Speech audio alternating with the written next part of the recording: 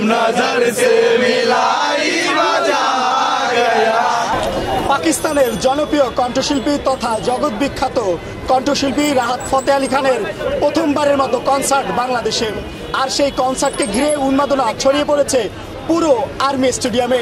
এখানকার আগত দর্শনার্থীদের কাছ থেকে জানবো তাদের অনুভূতির কথা। আয়োজনটা হচ্ছে, আজকে আসছেন, বিষয়টা আসলে কেমন লাগছে? অবশ্যই ভালো লাগছে। রাহাত ফতেহ আলী খানকে অনেক ইয়া করি পাই, ওনার ফ্যান, অনেক হিউজ ফ্যান আমি, সো আমার ভালোই লাগবে অবশ্যই।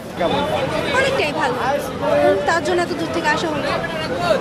আসলে আমরা অনেক এক্সাইটেড। আমরা হচ্ছে সবাই একই হলের, একসাথে একই ব্যাচের, সবাই একসাথে একই বাসে আসছি, একই গাড়িতে আসছি। খুব মজা হয়েছে, হইচই করে আসছি, কনসার্ট এনজয় করব, সবাই খুব হইচই করব এই আজকে। আর না, এটা আসলে আমরা সম্পূর্ণ অনুৎসাহিত করি এবং এটা ইলিগেল একটা কাজ। আমরা আসছি, সবার কাছে টিকিট আছে, লিগেলি আমরা কনসার্ট এনজয় করব, সবাই একসাথে হইচই করব। এখন পর্যাপ্ত পরিমাণ কনসার্ট হচ্ছে না। এই কেবলই বলছিলাম যে আমাদের সময়, আমরা যখন কলেজে ইউনিভার্সিটিতে, তখন শীতের সময় অপেক্ষা করতাম কখন বাম্বার কনসার্টটা হবে, কিন্তু এখন আর ওই কনসার্টগুলোতে হচ্ছে না, বরং কমই হচ্ছে। আর আজকের কনসার্টের জন্য খুবই ভালো হচ্ছে।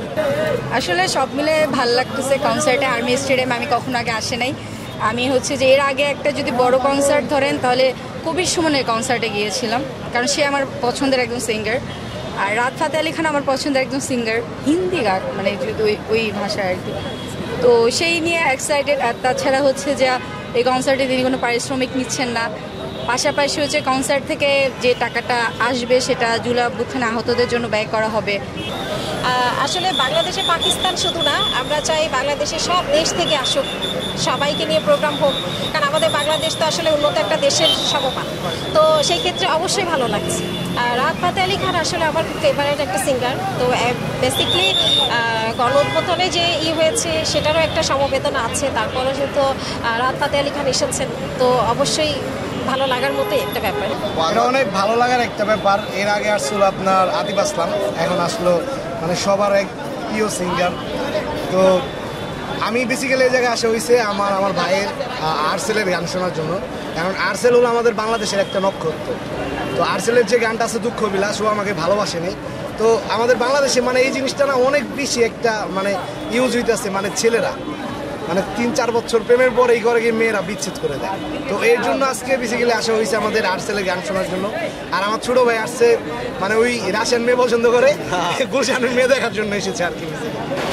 আমরা 5 আগস্ট পরবর্তী আমাদের যে বিজয় চলছে, সেই বিজয়ের এখন আবার আমাদের ডিসেম্বরে বিজয়ের মাস। তো সব কিছু মিলিয়ে বাংলাদেশের তরুণরা একটি স্বাধীন বাংলাদেশের যে ধরনের এনজয় করার দরকার তারা সেটা করছে।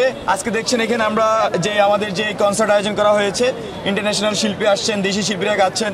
তো এখানে যারা এই আন্দোলনে বিভিন্নভাবে নেতৃত্ব দিয়েছে, ফ্রন্টলাইনে ছিল, সাংবাদিক থেকে শুরু করে আমাদের যারা ছাত্র, সবাই কিন্তু এই কনসার্টে আসছে এবং আমরাও আসছি।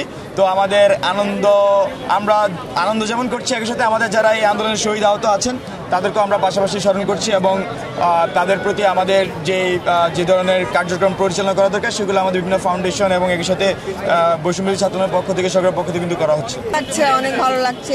আমাদের রেভলিউশনের উদ্দেশ্যে এটা করা হচ্ছে, এটার জন্য আর ভালো লাগছে। আর রাহাত ফতেহ আলী খানের আমি বড় ফ্যান। মানে আমি ভাবতে পারি না যে আমাদের শহীদদের জন্য হচ্ছে কি উনি এত বড় কাজ করবে। তো এটাই আর কি। ওরে প্রিয়া, ওরে প্রিয়া,